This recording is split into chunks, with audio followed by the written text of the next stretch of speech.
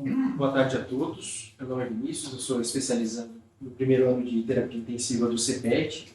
E hoje a gente vai conversar um pouquinho, discutir sobre os distúrbios ácido-base. Talvez é uma das condições mais prevalentes que a gente tenha no nosso dia a dia dentro de uma unidade de terapia intensiva, e apesar assim, de ter grandes discussões, a gente ainda tem uma área de bastantes novas fronteiras, a serem discutidas nesse tema. Então, um pouquinho do que a gente vai discutir, a gente, brevemente o objetivo, um pouquinho da introdução sobre distúrbios ácido-base propriamente dito, digamos, 3 grandes abordagens que a gente pode ter, e um pouquinho a respeito de cada uma delas e como que a gente vai utilizar elas no nosso dia a dia para estar tomando decisões à beira do leito com o nosso paciente. Então, basicamente, compreender a importância do equilíbrio ácido-base como talvez um dos maiores fatores para a nossa homeostase, e essas distintas formas que a gente tem de analisar esses distúrbios, através de o que cada uma tem de prós e contras para a gente, e principalmente, especificamente no paciente crítico, o que isso traz de impacto a gente conseguir avaliar de uma forma adequada, rápida e objetiva. Então, basicamente, todas as nossas reações bioquímicas elas vão depender essencialmente de concentrações de íons H+, nos fluidos corporais. E os H+, na verdade, por que eles são o cerne dessa discussão? Principalmente porque o íon, o elétron, tem um grande potencial de gerar campo eletromagnético. E o átomo de hidrogênio, por ter uma alta densidade desses elétrons, ele consegue criar um campo eletromagnético bastante consistente e orientar todas as estruturas moleculares que englobam esses átomos de forma a que isso se mantenha constância e dê fluxo para essas reações bioquímicas.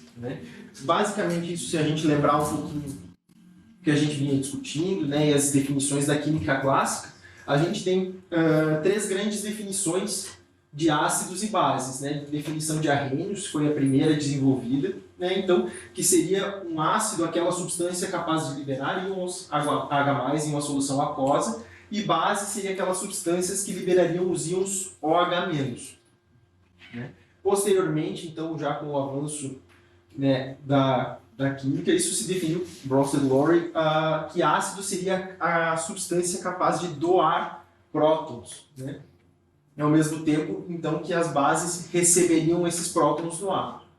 Lewis disse, então, que ácido receberia um par de elétrons e base todas as substâncias capazes de receber esse par de elétrons. E essa discussão entre qual seria a melhor definição, qual a mais atual, isso se posterga porque é uma questão muito difícil da gente conseguir caracterizar. Hoje, uma das definições que chama mais a atenção e que a gente vai utilizar também para discutir mais para frente qual que seria a abordagem da física moderna sobre esses distúrbios, seria a definição de Stewart, onde ácido vai ser qualquer ânion dentro de uma solução e base vai ser qualquer cátion dentro dessa mesma solução.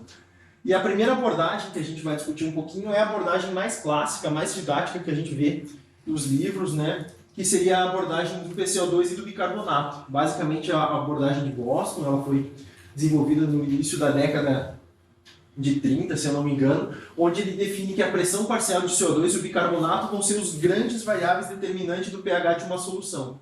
Aqui através da equação de Henderson, onde a gente vai ter então o bicarbonato dependendo diretamente das constantes das variáveis metabólicas e a variação de PCO2 como sendo o determinante respiratório desses distúrbios. O pKa seria essa constante de dissociação do ácido carbônico junto com a hemoglobina, e o alfa, então essa solubilidade do CO2 no sangue numa constante de 37 graus Celsius. Basicamente, o que ela nos diz, em resumo, que os distúrbios considerados respiratórios vão interferir com o CO2, enquanto os distúrbios interferem primariamente com o bicarbonato, eles são considerados distúrbios metabólicos. Só que aí a gente vem com grandes limitações a respeito dessa abordagem, principalmente porque ela não nos direciona para a origem desses distúrbios, quer dizer, são todos variáveis interdependentes. O aumento do bicarbonato ele vai levar ao aumento compensatório do PCO2 e o contrário também é possível no intuito de que isso chegar sempre ao equilíbrio. Então, basicamente, o que a gente faz na beira do leito? A gente sempre calcula a resposta esperada e tenta, de certa forma, ver se é um distúrbio compensado ou não. Quando a gente tem uma acidose primariamente deduzida metabólica, a gente vai ver aí um bicarbonato baixo, abaixo de 22, a gente faz um cálculo do PCO2 esperado para ver se é um distúrbio misto ou não, e assim da mesma forma com todos os distúrbios. A gente tem uma acidose respiratória aguda, a gente vai ver, bom, PCO2 maior do que 45, a gente calcula qual que seria o bicarbonato esperado para esse paciente, e dessa forma a gente consegue mais ou menos ter uma noção de como proceder nesses casos. Só que essas limitações são bastante importantes, assim, elas nos permitem algumas tomadas da beira direita, mas principalmente não nos permite diferenciar, por exemplo, um distúrbio compensado, o que começou primeiro e o que levou ao que? Essa relação de causa e consequência entre o que é metabólico primário e o que é respiratório primário, e isso nos leva também ao difícil reconhecimento do distúrbio ácido-base, né? A segunda abordagem que a gente vai discutir um pouquinho é a abordagem do Base Excess, uma abordagem que surgiu posteriormente em Copenhague, onde ela vai fazer a avaliação mais focada para o componente metabólico desse distúrbio.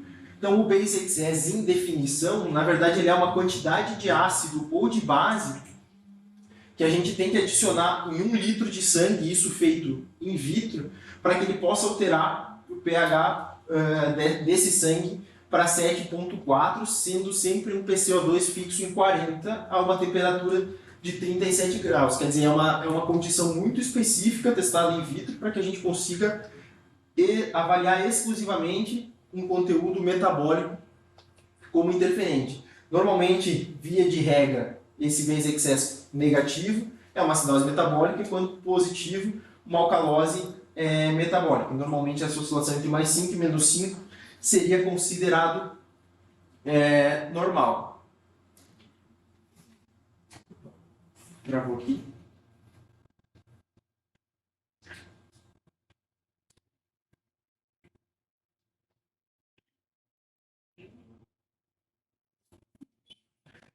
Bom, o mais importante, então, é que isso não tenha acurácia em vivo. Quer dizer, a gente não pode usar esse método e transpor para que a gente possa avaliar o Base Excess num paciente à beira-leito, por exemplo. Então, o que foi feito de alternativa para que a gente consiga, de certa forma, aumentar a sensibilidade dessa abordagem de maneira que isso possa ser utilizado na prática? Bom, o nosso sangue não é um compartimento isolado, a gente não vai estar sempre com ele a 37 graus, com o PCO2 fixo em 40.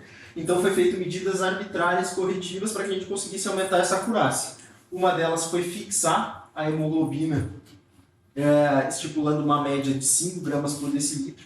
Isso é uma fixação arbitrária, onde a gente vai começar a falar, então, ao invés de abordagem do Base Excess, desse Standard Base Excess, que, da mesma forma como os demais, ele não vai esclarecer a etiologia do distúrbio ácido-base.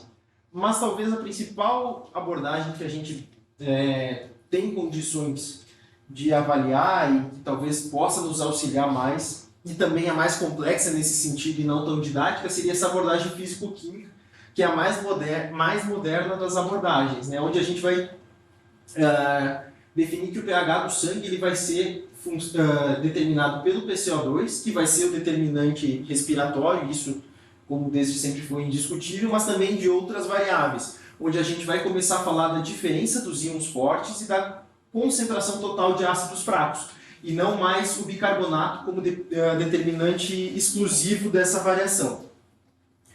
Então, basicamente, para a gente discutir isso, a gente vai ter que ver 3 conceitos, né, os que vão embasar essa nova abordagem para a gente entender a dinâmica desses íons e como que isso, por exemplo, quando a gente pede aí, os eletrólitos no paciente na rotina, que a gente consiga, de certa forma, fazer com que esses resultados laboratoriais façam sentido para a gente. O primeiro deles, e talvez o mais importante, é a eletroneutralidade, onde toda a solução ela vai conter o mesmo número de cargas positivas e negativas, cátions e ânions. Isso a gente não pode confundir com pH neutro, porque as oscilações do pH, na verdade, elas vão ser decorrentes do intuito da solução buscar formas de entrar em equilíbrio. Então, a alteração do pH sempre vai ser consequência, independente disso, sobre a tentativa de atingir a eletroneutralidade. E a concentração das massas, onde a gente sempre tem que a concentração de determinar a quantidade de determinada substância em uma solução, ela é constante, a menos que seja colocada mais ou retirada, ou que sejam gerados novos componentes ou destruídos através de reações bioquímicas. Né? E a própria dissociação da água, que é quando ânions são adicionados a uma solução aquosa, essas moléculas se dissociam para gerar íons H+. Da mesma forma, ao contrário, se a gente adiciona cátions a uma solução aquosa, essa parte dessa solução se dissociacia para que a gente consiga liberar íons OH- e atingir a eletroneutralidade da solução.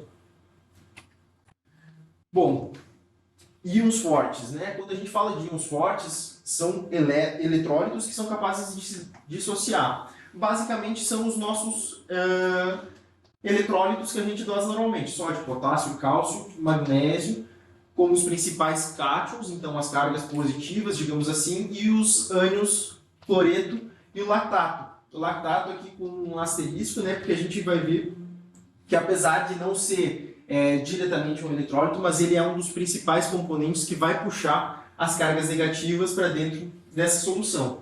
No plasma, a concentração de cátions fortes é muito maior do que a de ânions fortes, então a gente sabe que nesse meio, essa diferença a gente vai considerar como o SID, né, que seria do inglês Strong Ion Difference, que seria essa diferença entre cátions e ânions. Basicamente, nada mais é do que a soma de todas as cargas, a concentração das cargas positivas menos a soma da concentração das cargas negativas, conforme esses eletrólitos aqui.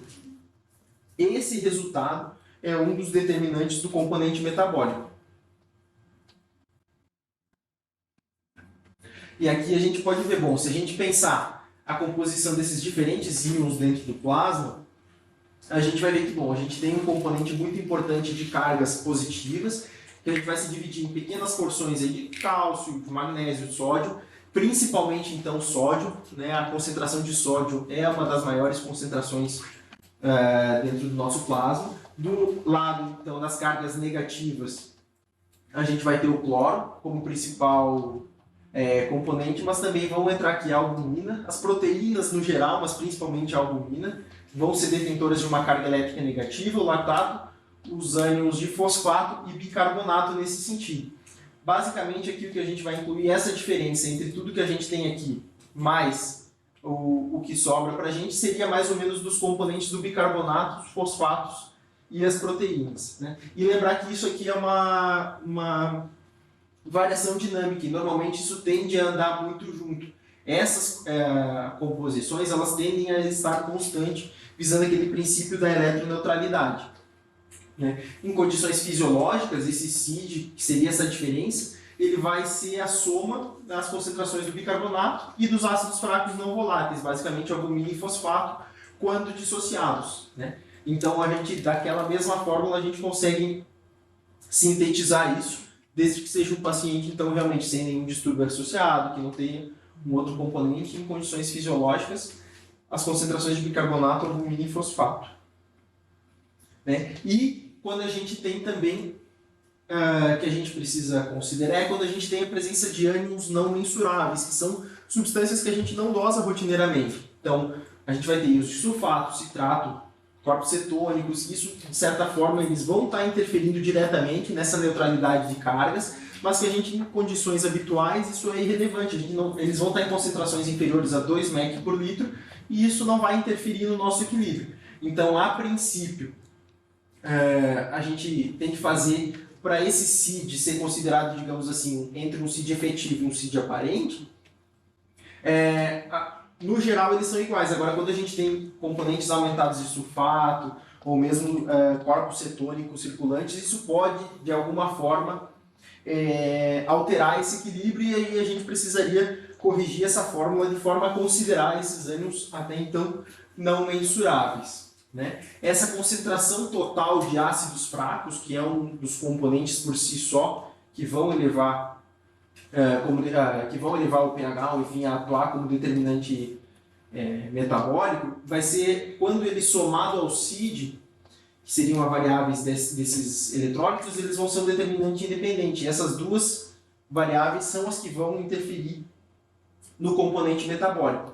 lembrar sempre que esses ácidos fracos que a gente está falando são as proteínas, né? As proteínas e os fosfatos. Por isso que aqui vale a pena a gente ressaltar, poxa, aquele paciente hipoalbuminêmico, que já está, a princípio, desnutrido, esses pacientes, por exemplo, que a gente vê com Covid tardio, com massa muscular reduzida, né? O cara já não tem mais uma creatinina alta, tu já vê que é um paciente crônico, sem tônus, ele pode mascarar uma acidose metabólica importante, porque ele não vai ter um componente de proteína capaz de segurar essa eletroneutralidade.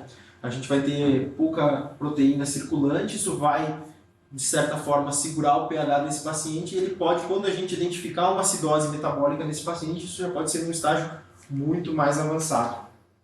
Ou que a gente perdeu tempo de ter agido de uma maneira mais rápida e mais efetiva.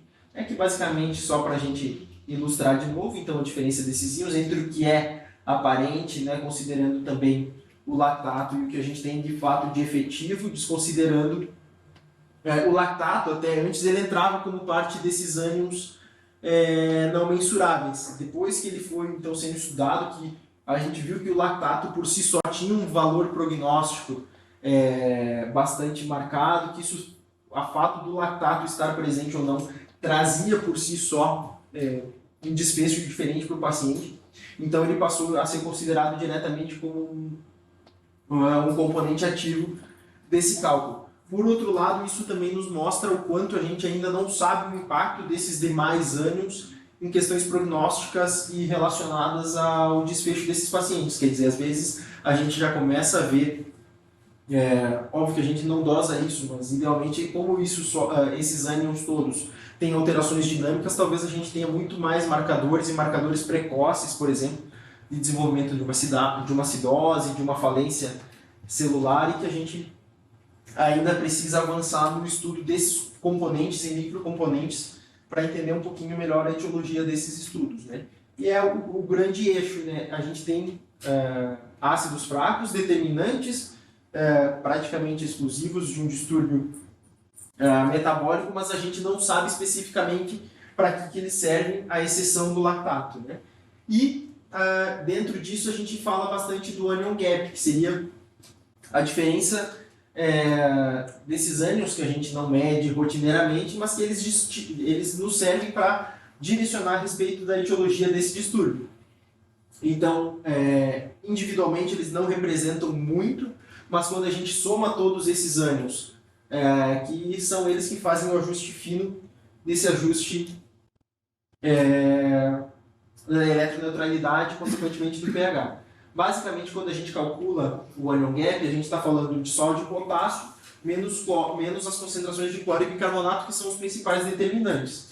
Um anion gap normal oscila aí, quando a gente considera o potássio, porque principalmente o potássio, as concentrações dele são muito menores no plasma do que as concentrações de sódio. Então, a gente, em alguns livros, até desconsideram a inclusão do potássio como determinante do anion gap. A gente vai considerar um número de 12, mais ou menos 4, considerando normal, e sem o potássio seria a partir de 8. Isso aqui é bastante importante, porque quando a gente está falando de pacientes críticos, quando a gente aumenta a quantidade de ânions não mensuráveis, a gente vai aumentar também o anion gap desses pacientes. Por isso que as acidoses hiperclorêmicas, na verdade, elas não vão aumentar o anion gap do paciente, porque o cloro já está incluído na forma e não entra nesse gap de ânions não mensuráveis, né? E, para que o anion gap não seja subestimado, a gente sempre deve corrigi-lo com a concentração de albumina, que é aquilo que a gente discutiu. Ele vai ser diretamente proporcional ao quanto de ácidos livres a gente vai ter. Então, sempre lembrar que quando a gente for investigar, então, por exemplo, uma acidose com anion gap aumentado, a gente idealmente deveria fazer então essa dosagem de albumina, ver o que é o principal determinante proteico que a gente vai ter e corrigir esse anion gap. E se a gente ainda assim retirar o lactato dessa fórmula do anion gap corrigido, o resultante basicamente vai ser a concentração desses ânions não mensuráveis, praticamente igual àquilo que a gente tinha calculado antes, né, daquele gap dos íons fortes, só que é muito mais prático a gente fazer isso no nosso dia a dia, né? Basicamente a gente consegue calcular esse anion gap retirar a concentração de lactato, que a gente consegue estimar o SIG de uma forma bem mais simples do que fazer todas aquelas fórmulas iniciais e dosar uma série grande de eletrólitos. Basicamente, dentre todos esses, como eu já tinha falado antes, só o lactato já foi descrito como um importante marcador prognóstico, então todos esses outros ânions a gente ainda não tem uma resposta do que de fato eles acabam por causar nesse circuito metabólico, ou se seriam apenas questões de equilíbrio ácido-base mesmo, visando eletroneutralidade, e que esses pacientes, o que se sabe pacientes acidóticos em geral têm pior prognóstico. Agora, isso de fato é uma causa, a acidose é a causa desse pior prognóstico ou é um efeito concomitante, né? Um epifenômeno que vai acontecer indeterminante do que outros processos que a gente ainda não sabe quais são, né? E esse talvez seja a grande questão a ser respondida, talvez nos próximos anos, né? Basicamente, qualquer uma dessas três que a gente discutiu são utilizáveis, né? Digamos assim, todas elas têm seus méritos e cada uma tem suas vantagens e desvantagens. Essa físico-química, a abordagem mais moderna, ela é mais complexa, né? Mas por outro lado ela consegue nos elucidar melhor sobre o que de fato, da onde está vindo esse distúrbio e quais são as suas possíveis etiologias. O Basic Sense é a mais prática, é que a gente consegue avaliar de uma forma mais simples nosso dia a dia e ao mesmo tempo então aquela abordagem mais simplória, inicial do PCO2 e do bicarbonato, ela é a mais didática, é a mais compreensível, só que também é a mais limitada das três, né? E quando a gente fala de abordagem terapêutica, bom, distúrbios ventilatórios, manuseio e ajuste da ventilação. Basicamente a gente vai trabalhar volume minuto e ventilação de espaço morto para que a gente consiga corrigir isso, né? Não tem muito mais além do que a gente corrigir a ventilação desse doente. Quando a gente fala, então, de distúrbios metabólicos, bom, pensando em alcalose, então, basicamente o que seria o ideal? Que a gente pudesse ver um paciente alcalótico, uma etiologia a princípio desconhecida, uma alcalose que a gente não sabe de onde veio, avaliar a excreção de cloreto urinário desse paciente, e aí a gente vê, bom, cloreto urinário dele menor que 25, a gente vai pensar em causas gastrointestinais, paciente pós-hipercato, ou que tem uma deficiência natural na ingestão de cloreto, né? E quando tiver um cloreto aumentado, a gente vai pensar no paciente com excesso de mineralocorticoide, bicarbonato em excesso, um paciente já com uma hipopotassemia severa, ou com uso de diuréticos. E a acidose metabólica, então, basicamente, o que é, e é o grande dilema, né? A acidose metabólica, a gente sabe que ela tem efeitos deletérios cardiovasculares, redução do pH intra-extracelular, e que, basicamente, o óbvio, lógico, seria administrar, bom, a gente está numa acidose, a gente administra bases, o que a gente tem disponível é bicarbonato, e, teoricamente, a gente resolveria o nosso problema. Porém, não tem nenhum benefício quando a gente compara com o placebo. Então, a gente fazer a administração de um bicarbonato num paciente acidótico, visando corrigir o distúrbio ácido-base, nos mostra que não tem benefício nenhum. E isso se a gente volta para aquela pergunta anterior, onde a gente vê, poxa, será que a acidose ela é causa ou consequência, ou é só alguma coisa que acontece conjuntamente com o fenômeno? Talvez a gente tenha um princípio de resposta aqui, né? Às vezes seja só realmente um epifenômeno, pois de fato alterar e corrigir essa acidose a gente não vai alterar mortalidade, a não ser em alguns casos, obviamente a gente ainda piora, né? Principalmente pacientes, por exemplo, com cetoacidose diabética, onde a gente aumenta o risco de edema cerebral ou até aumento da morbidade nesses pacientes, né? Basicamente, é uma questão ainda bastante controversa, a reposição de bicarbonato, mesmo quando a gente for repor, se for repor em algum momento, seria uma meta de não corrigir completamente esse distúrbio, seria com uma meta de pH de 7,2, basicamente para evitar a hipernatremia, evitar uma sobrecarga volêmica nesse paciente e reduzir também, não aumentar a hipertonicidade plasmática e hipercapnia. E até tem alguns autores que eles defendem uma acidose benéfica nesse limite, onde uma pequena acidose em torno de 7,2 seria benéfica, pois ela aumenta a oferta tisular de CO2, reduzindo a afinidade da hemoglobina pelo CO2. Então ainda é uma questão a ser bastante discutida. O principal estudo que a gente teve é o BICAR-ICU de 2018, onde a gente tem que uma reposição uma reposição de bicarbonato numa acidose moderada com pH menor que 7,2 ou então bicarbonato menor que 20, ela não vai trazer nenhum benefício em questões de mortalidade para a população geral. Então, a princípio, não está indicado. E a única questão que seria mais benéfica seria de administração de bicarbonato, seria em casos de acidose metabólica, hiperclorêmica, né, ao invés daquelas com o anion gap aumentado que a gente viu ali na frente.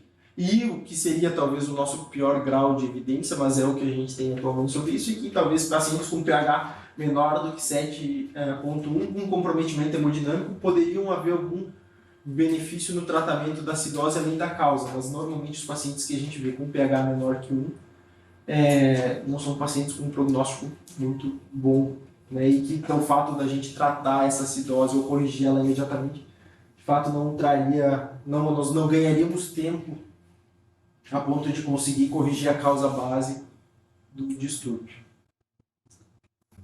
O livro, a aula, basicamente eu tentei de uma forma didática trazer do livro da USP, abordagem prática, e era isso.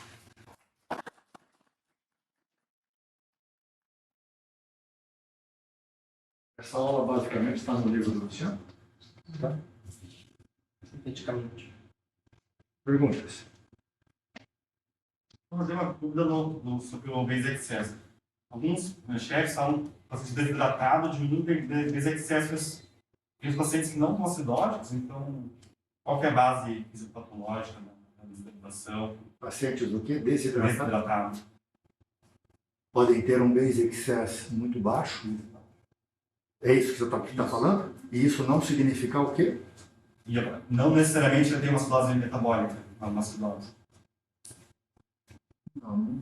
Não tem base. Ele tem um excesso, um base excess muito negativo. Esse médico possivelmente está em acidose metabólica. Se isso é por causa da desidratação, deve ser com hipoperfusão. Tirar o central daí. Sim. Acho que até chegou a entrar no novo APLS, né, a definição do base excess, assim, que ele chegaria a alterar antes do que o lactato, por exemplo, para a gente ver como marcador. Com Mas certeza. isso seria Mas por mais que é uma fase mais precoce. Sim, o base excess ele tem uma quantidade muito grande de variáveis que alteram o base excess a partir daquela primeira hora, segunda hora, do doente gravemente enfermo. O doente com trauma é, na grande maior parte das vezes, um doente normal. E dos primeiros sinais de hipoperfusão periférica é metabolismo anaeróbio. A produção de lactato vai levar um pico, 1h30, 2 horas. A gasometria, o consumo do bicarbonato e a diminuição do base excess vão expressar isso mais rapidamente. Assim que você começar a administrar soluções ricas em cloro, solução salina na maior parte das vezes, você já tem daí o base excess contaminado com várias outras coisas que você fez, sangue, plasma, soluções cristalóides, então já não serve mais como um valor prognóstico isolado. Mas fisiologicamente e em estudos observacionais, um grande número de doentes sustentam de que o base excess ele é um fator prognóstico, um fator que está relacionado com a gravidade da hipoperfusão do doente, desde que seja utilizada aquela primeira gasometria, naquela primeira hora. Né? Ok? Mas não tem nada a ver com desidratação. Tem a ver com depressão do espaço extracelular. Né? Desidratação é um termo que deixa para os pediatras usarem. Criança fica desidratada, adulto não fica desidratado. Fica, né? Com essas ondas de calor que tem por aí, é bem possível que a gente fique. A gente tem mesmo déficit de espaço. Hipovolemia. O que mais?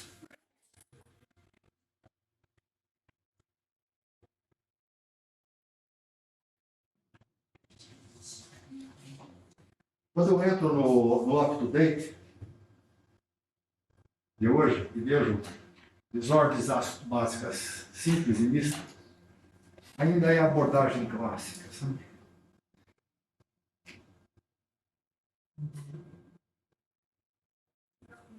Conhecer a fisiologia do bicarbonato, da CO2, ainda é essencial.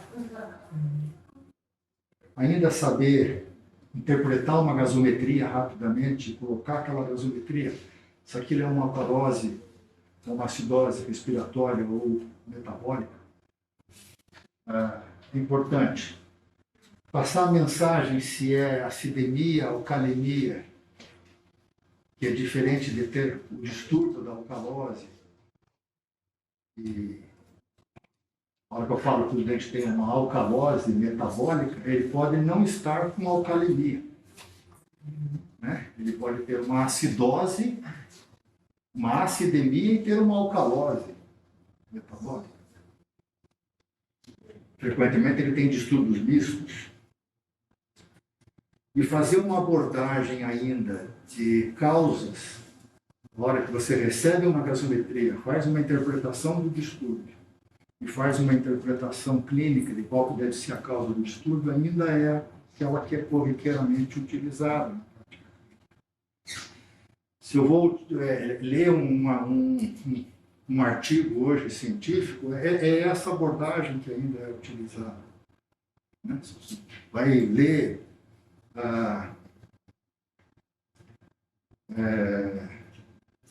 ventilação mecânica protetora, hipercapnia permissiva.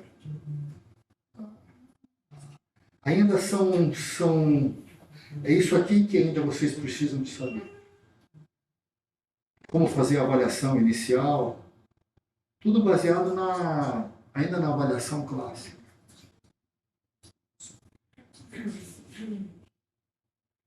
Eu nem sei fazer a avaliação moderna.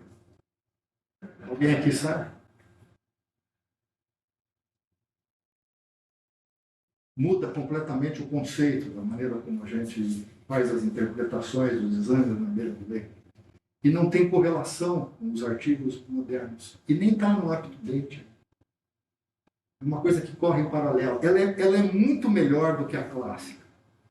Assim, a clássica explica 90%, algumas vezes você vai precisar da moderna de explicar um caso dele. Mas ela não pegou na prática. E eu não posso ensiná-los a fazer abordagem do distúrbio ácido básico que não seja pelo modo como aquele que vocês ainda leem os diversos trabalhos de literatura, e quando fala de algum distúrbio ácido básico, ainda é a abordagem clássica. E essa figura, parece que ela ainda é clássica na literatura. Aí, Vinícius, você apresentar essa figura a partir da gasometria. Né? Leva 7 segundos, 8 segundos, você olhando o pH do bicarbonato, do CO2, qual é o distúrbio primário, qual é o distúrbio compensatório, se tem distúrbio misto, se não tem distúrbio misto.